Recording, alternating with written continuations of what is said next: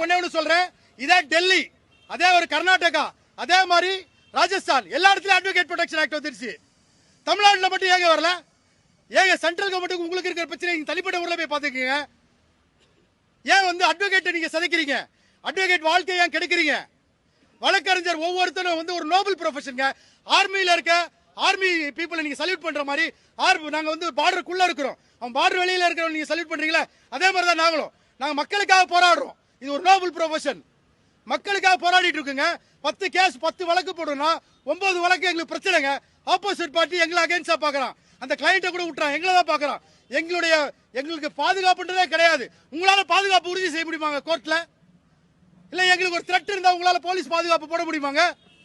இல்ல நான் செத்துட்டா 15 லட்சம் ரூபாய் உங்களால கொடுக்க முடியுமாங்க? என் கை கால் போச்சுன்னா 15,000 ரூபாய் மாசம் என் வீட்டுக்கு கொடுக்க முடியுமாங்க?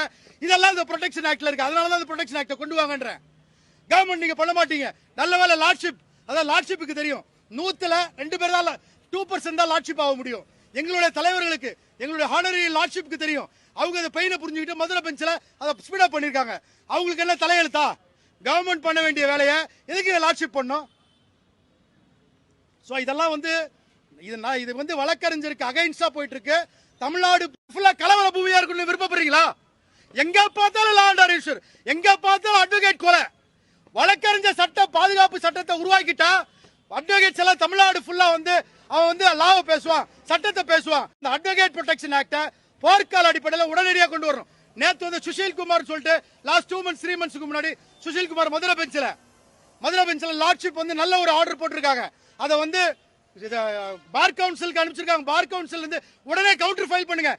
அட்வொகேட் நீங்க ஐஏஎஸ் ஐபிஎஸ்க்கு எந்த அளவுக்கு அதிகாரத்தை கொடுக்குறீங்களோ அதே அளவுக்கு வழக்கறிஞருக்கு நீங்க கொடுக்கணும். வழக்கறிஞருக்கு அதே அளவுக்கு அதிகாரத்தை கொடுக்கணும்.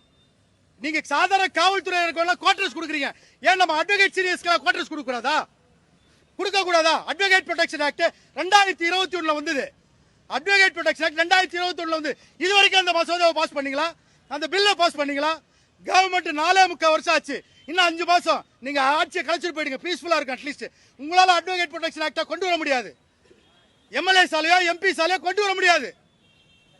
அதாவது மக்கள் உங்களுக்கு எதுக்காக ஓட்டு போட்டா? கலவர பூமியா வச்சுக்கிறதுக்கா?